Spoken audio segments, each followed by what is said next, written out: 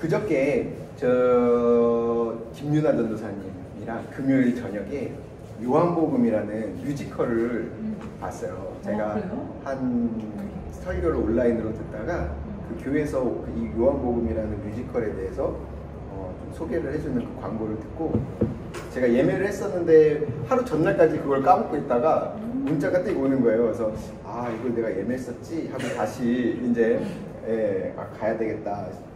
근데 우리 교회 기도 시간이랑 겹치는 거예요. 그래서 유나 전도사님이랑 같이 가서 이 요한복음을 봤는데 요즘 그러니까 이걸 왜 예약을 하게 됐냐면 저희가 이제 요한복음 이 본문을 보고 이제 이거를 말씀으로 삼고 가기로 했는데 이거를 보면 좀 더 그걸 생생하게 입체적으로 볼 수 있지 않을까 하는 마음으로 갔어요.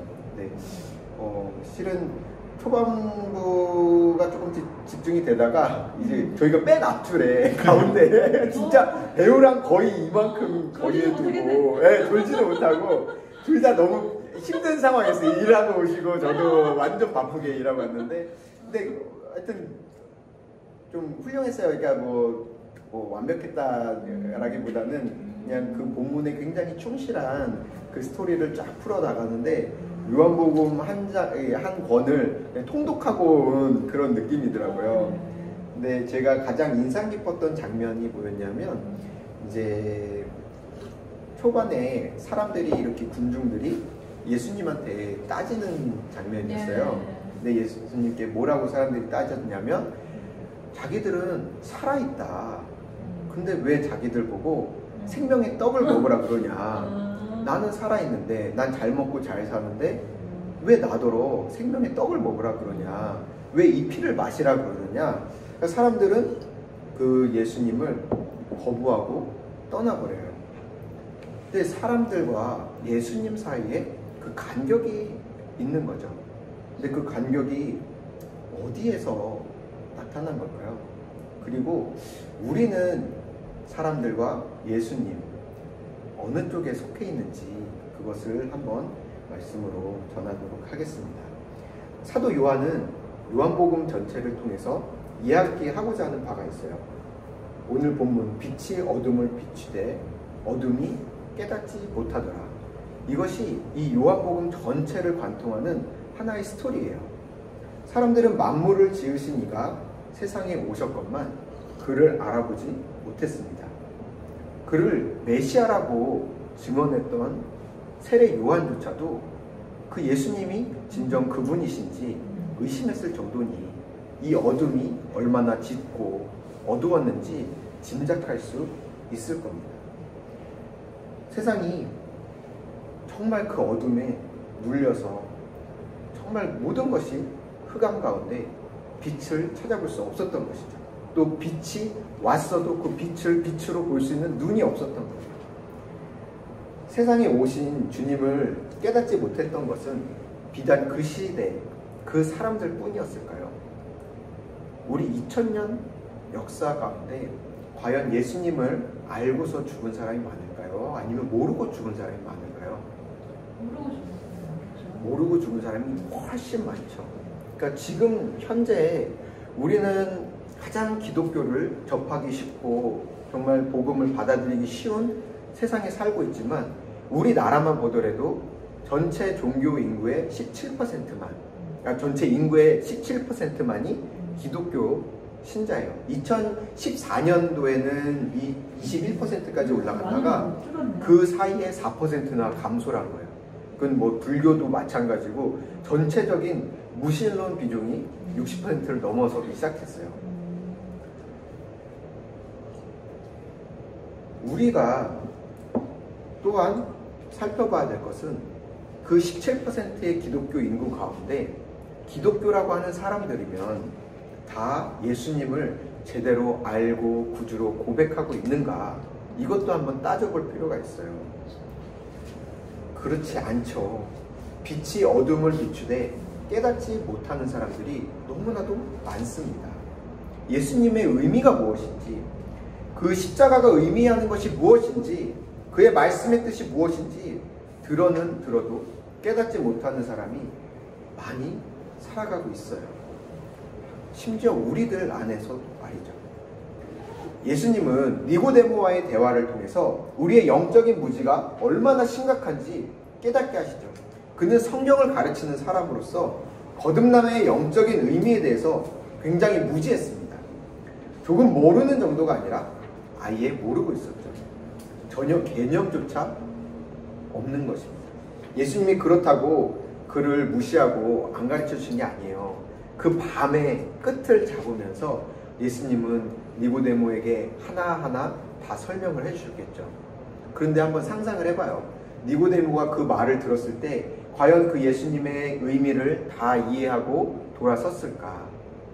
저는 그렇지 않았을 거라 생각을 해요. 물론 그 이후에 예수님이 사후에 니고데모가 그 제사를 그 장례식을 치르긴 했지만 그 당시에 예수님의 그 말씀을 듣고서 니고데모가 그걸 다 깨달았다면 예수님은 굳이 십자가형을 달리지 않으시고 그 부활의 증거로 우리에게 보이지 않으셨어도 될 거예요. 왜냐하면 말로 설명하면 되는 부분이니까. 니고데모는 그 당시에 그저 모르는 것을 모른다고 확인을 하고 궁금증만 가득 안고 돌아가진 않았을까 그렇게 생각을 해봅니다. 니고데모는 우리의 어둠이 얼마나 짙고 어두운지 보여주는 한 사례예요. 제가 지난주 설교한 내용을 기억하고 계시는지. 다들 눈빛 피하시지 마시고. 근데 목사님들 그래. 저번 주에 아시오. 좋습니다. 제목까지 기억하시고. 훌륭하십니다. 역시 신선한 제목. 탁월해. 자, 정말 감사합니다. 이런 정말 질문해서 안 되는 질문을 해갖고 분위기 망치는 거 하면 안 되는데. 제가 아시나요라는 제목으로 이제 우리가 말씀에 대해서 또 하나님에 대해서 우리는 모른다는 겸손한 자세로 하나님께 다가가고 말씀에 다가가야 된다. 이제 그런 주제로 얘기를 했었는데 우리는 어둠에 속했던 사람들이에요. 그 빛이 비출 때 우리는 그 빛의 근원, 그 빛 자체를 안다고 말하기보다는 우리에게 단지 쪼여주는 그 볕 정도만 알고 느끼고 배운다고 해야 맞을 거예요. 그 볕은 우리에게 주신 말씀이고 성령의 계시인 거죠. 우리는 이 성령님의 조명 아래서만 빛으로 볼 수 있고 그러므로 성령님의 도움을 간구해야 합니다. 성령님을 우리 마음에 모시고서도 의지하지 않는다면 우리는 방 한켠에 불을 밝히고 저 구석 끝에 가갖고 책을 읽는 거나 마찬가지예요. 그럼 어떻게 되겠어요? 눈은 눈대로 나빠지고 전기는 전기대로 낭비가 되겠죠. 우리같이 성령님을 모시고 사는 자들의 삶은 성령의 빛으로 살아가야 하는 것입니다. 우리의 지성과 이성을 앞세우는 것은 우리의 무지를 자랑하는 것밖에 다른 의미가 없어요. 최근 현대교회사 시간에 배운 대로 칼빈의 반대, 그 반대편엔 누가 있습니까? 배도사님. 배지입니다. 자, 윤하 전사님은? 안 믿는 자들이 있겠죠. 웨슬리. 웨슬리? 아니, 예수 안 믿는 자들이 있겠죠. 아니냐지? 이상열 우리가 신학과 안에 있다 보니까 정말 칼빈의 반대편에는 웨슬리가 있다고 생각하기 쉬운데 다시 한번 이것을 위에서 한번 바라봤을 때 칼빈의 반대편엔 마귀가 있죠. 웨슬리의 반대편엔 사탄이 있습니다. 우리가 대적해야 될 건 우리의 눈에 보이는 혈과 육이 아니라 공중 권세 잡은 그 악의 영들, 그 영들을 우리는 대적하고 싸워야 하는 거겠죠. 우리는 동료들을 향해 총을 쏘고 서로 쏘고 앉아 있습니다. 이것이 누구의 손해인가요? 우리 손에요. 아니에요. 하나님의 손해예요. 하나님이 우리의 이러한 편협하고 옹졸한 시각과 행동들을 보면서 탄식하고 슬퍼하고 계십니다. 우리의 무지에 대해서 다시 한번 짚고 넘어가야 할 필요가 있을 것 같아요. 사람들은 자신들이 죽지 않았다고 예수님께 대들고 따졌죠. 진짜 그랬습니다. 우리부터 다들 자신들이 잘 먹고 잘 살고 있다고 생각을 해요. 하지만 우리의 시선을 벗어나서 예수님의 시선으로 우리를 봤을 때, 그리고 믿지 않는 사람들을 봤을 때 예수님은 그들을 어떻게 보고 계시나요? 그들이 살아있습니까? 아니면 죽어 있습니까? 죽어 있습니다. 그들은 길이요, 진리요, 생명이신 예수님에 대해서 알지도 못하고 들어본 적도 없고, 심지어 들어봤다고 하더라도 거기에 관심 없이 멀리서 그냥 지켜만 보고 떨어져 있습니다. 그들의 그 길에는 무엇이 기다리고 있나요? 딴짓하지 마시고. 아니, 기도할 때 하나님의 말씀이라고 그렇게 얘기를 했는데 지금 그걸 수정하고 있으면 어떡해. 땡! 깨어나십시오. 땡! 깨어나십시오. 진짜 우리가 이거는 하나 좀 지켜줬으면 좋겠어. 그러니까 제가 말하고는 있지만 정말 우리가 이 시간을 하나님께 드리는 예배의 시간으로 정말 우리의 주인 되신 예수님, 성령님께 또 하나님께 우리가 이 시간을 정말 진심으로 그분께 드리는 시간으로 함께 좀 해주셨으면 좋겠어요. 아멘. 나중에 할게요. 그들의 끝, 그러니까 예수님과 거리 없는, 관계 없는 그 사람들의 그 마지막은 심판? 흐름을 잡고 계잖아. 아니, 쳐 그냥 쳐. 안 돼. 알겠어, 계속 진행해. 네. 죄송합니다.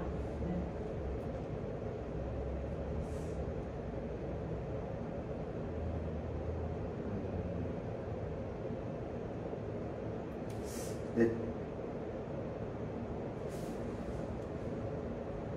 저는 이 설교를 준비하면서 되게 많이 울었어요.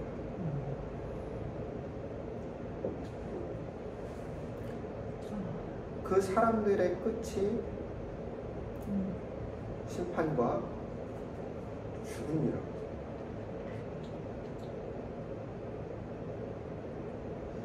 그거를 깨닫는데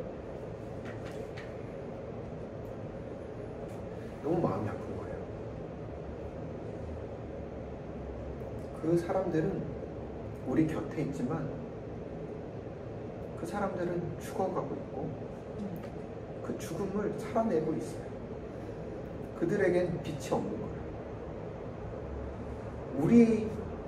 그럼 우리는 과연 살아있나요? 우리의 살아있음은 무엇으로 증명이 될까요?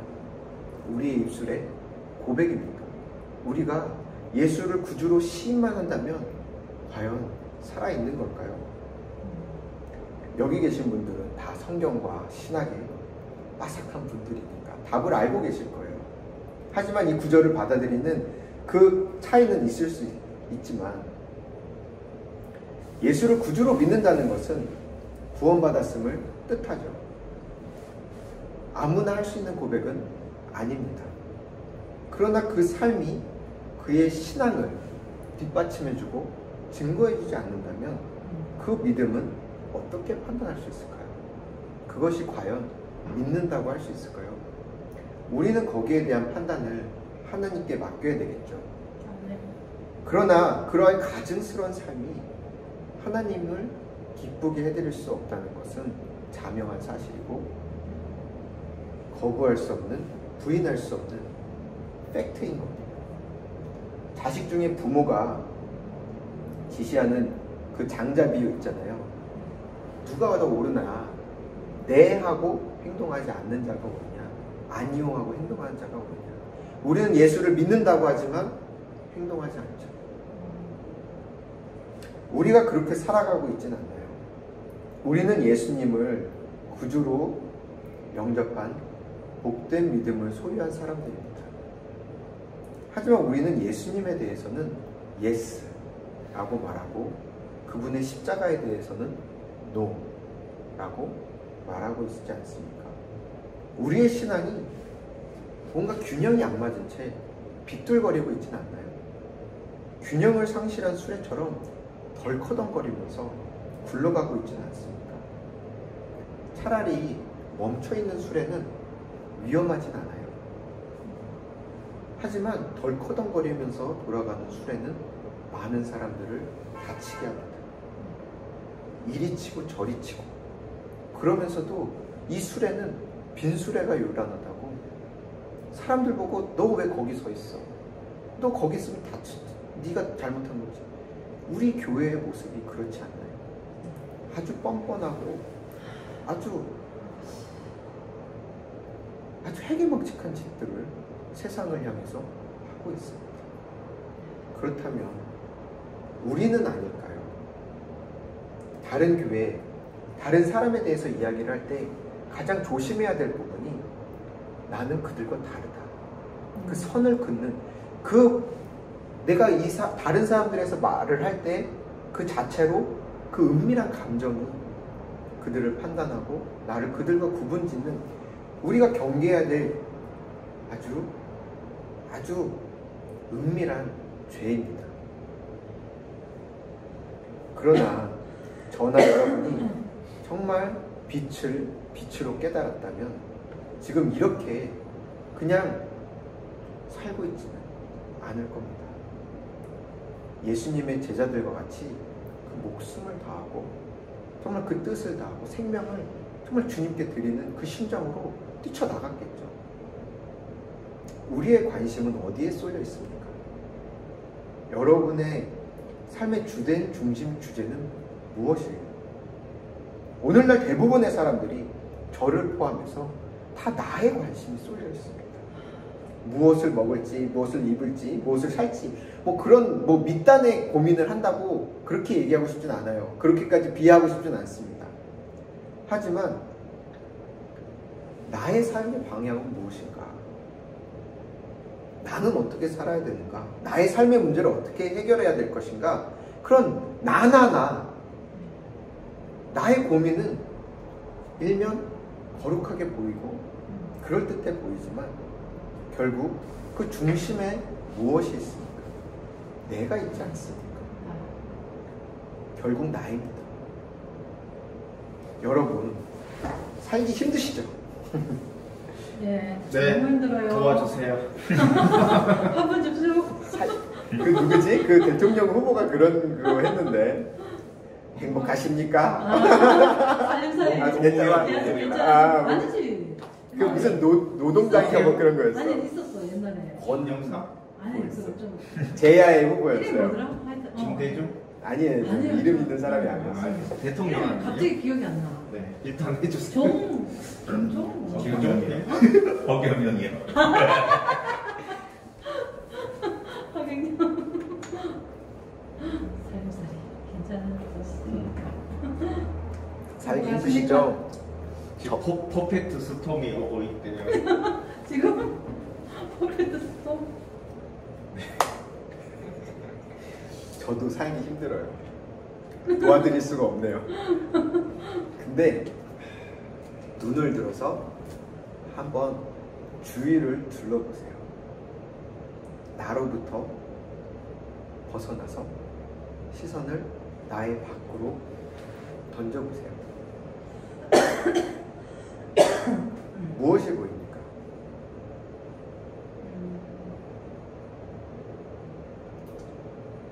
예수님. 예수님의 십자가.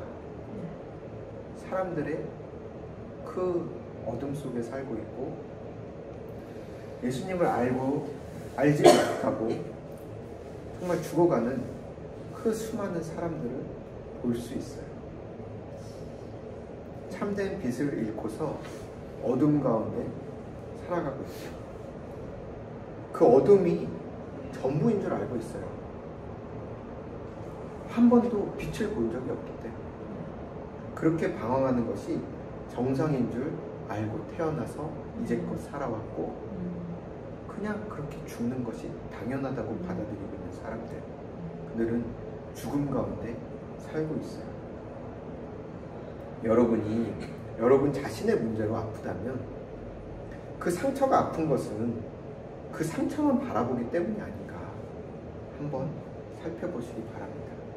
우리 유영이 막내가 다리에 조금만 스크래치가 나면 아프다고 생떼를 부려요. 자꾸 그 상처만 들여다보고 너무 귀여웠어 애기. 이걸 오빠한테 한번 보여주고 언니한테 보여주고 엄마한테 보여주고 아빠한테 보여주고. 아프다니까. 작아도 아파. 근데 상처가. 그게 때론 정말 아픈 상처일 수도 있지만 정말 이 어른의 입장에서 봤을 때 그거는 아픈 게 아니에요. 그거는 그냥 넘어갈 수도 있죠. 하지만 우리가 어떻게 반응해요? 어우 아프겠구나, 어우 그랬구나. 그럼 위로해주고 약 발라주고 밴드 붙여주면 그제서야 잠잠해지죠. 근데 우리 모습이 꼭 우리의 유형이 같진 않은지, 여러분의 상처, 여러분의 일, 여러분의 환경 때문에 정말 죽을 만큼 아픕니까? 죽고 있습니까? 그렇진 않아요. 우리에겐 생명이신 예수님이 있기 때문이죠. 죽어도 죽은 것이 아니에요. 아멘. 그런데 그 상처에, 그 아픔에 뭘 그렇게 이 상황에 집착하고 계시나요? 전쟁에 나가서 내 손가락이 잘렸다고 합시다. 안 아프겠어요? 아프죠. 아파 죽죠. 그런데 옆에 있는 사람이 총에 맞아서 죽어가고 있다면 그 잘린 손가락으로 그 사람을 끄집어내지 않겠어요? 뭐라도 해보지 않겠어요? 우리의 이웃이 그렇게 죽어가는 사람으로 보이지 않는 이유가 무엇일까요? 이 일상이 너무 평안하고 안정되게 보이는 것이 왜 그럴까요?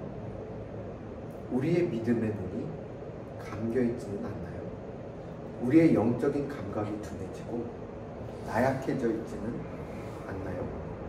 우리의 영혼이 주님의 빛을 잃고 어둠에 거하고 있진 않나요? 여러분, 깨어나십시오. 우리가 알게 모르게 먹고 마시는 이 세상의 수면제, 이 세상이 주는 신경 안정제를 끊어버려야 돼요. 우리 젊은 전도사들마저 마치 조선 말기에 그 선비들과 같이 나약하게 곰방대나 피면서 바둑이나 두면서 세상 비판이나 하고 그 당시에 유학 논쟁이나 하고 있으면 그 나라가 어떻게 됐습니까? 그 나라가 삼켜졌죠. 여러분, 깨어나십시오. 아멘. 우리는 최전방에 서 있는 하수꾼입니다. 우리의 눈이 감기면 우리 교회가, 우리 나라가, 온 세계 열방이 위험에 처해집니다. 여러분, 깨어나십시오. 아멘. 나의 가족이, 나의 이웃이, 세상 사람들이 그들의 영혼 깊은 곳에서 살려달라고, 나 좀 구해달라고 그렇게 외치고 있습니다. 눈을 뜨십시오. 영적인 눈을 뜨십시오. 몰려오는 잠을 깨고 눈을 뜨십시오. 하나님이 우리의 문을 두드리고 계십니다. 쾅쾅쾅쾅! 그리고 일어나라. 나랑 같이 저들을 구하러 가자.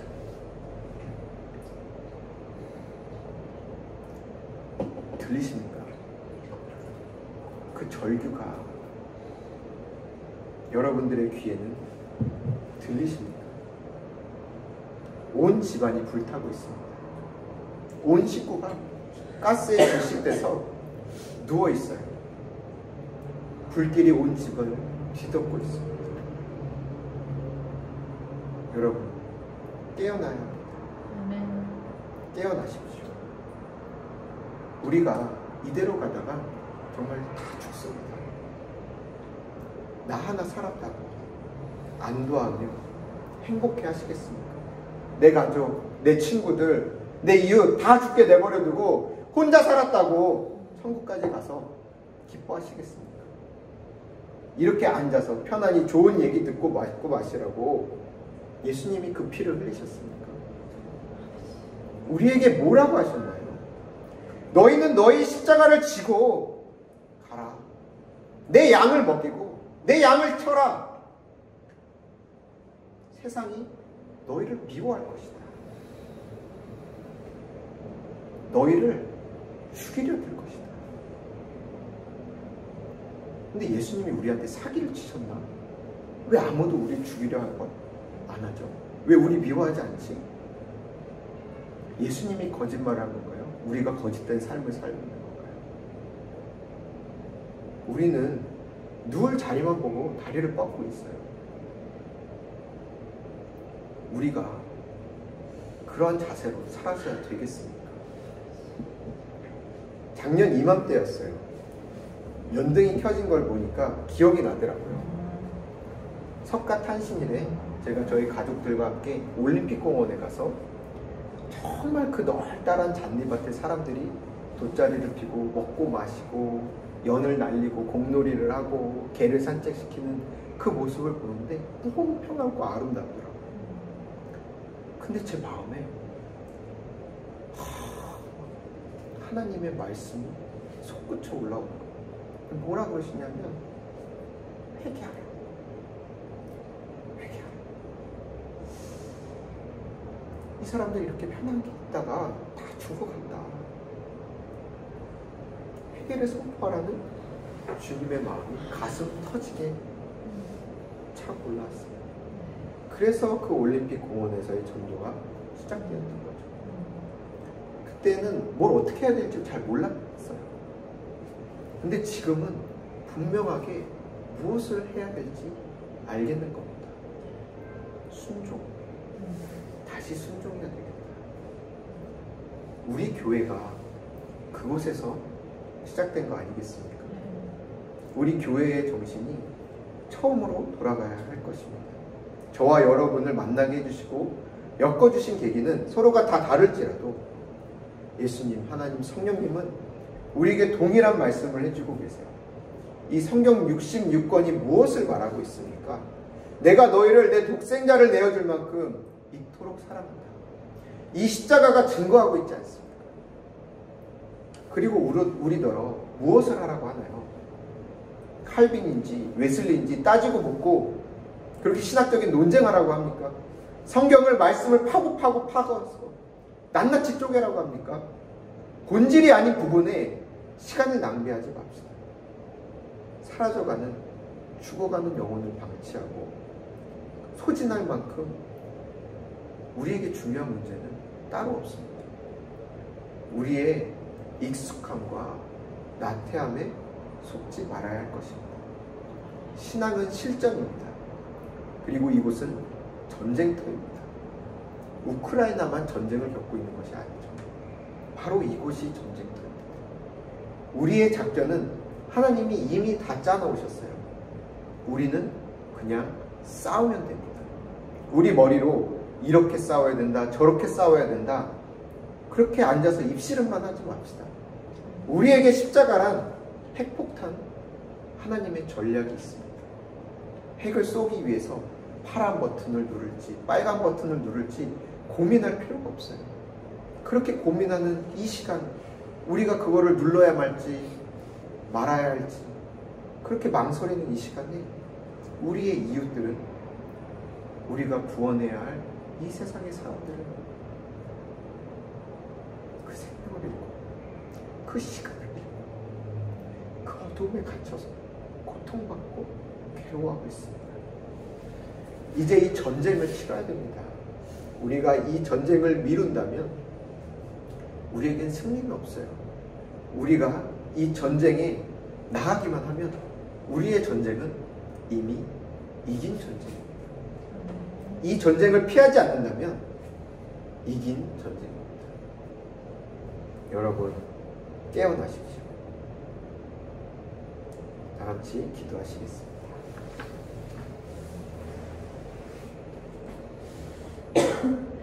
사랑의 아버지 하나님 감사합니다. 저희를 구원하신 주님, 저희가 정말 주님의 그 은혜에 그 감격에 살고 있는지, 우리가 그 생명을 정말 생명으로 받아들이고 그 빛을 빛으로 살아내고 있는지, 아버지, 우리가 그 빛을 보고서도 내 발등만 비추고 내 마음만 비추고 내 모습만 비추고 있지는 않은지,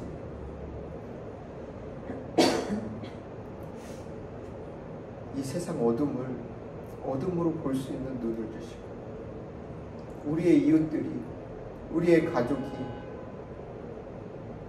내가 사랑하는 사람들이 죽어가고 있어. 눈을 떠 보게 하여 주시옵소서.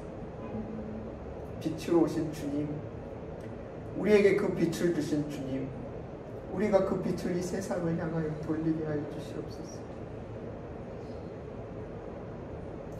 그 생명을 받은 자로서 우리가 또 하나의 생명이 되어 미랄이 되어 죽고 또 다른 생명을 잉태하는 참된 그리스도인의 삶으로 살아가게 하옵소서.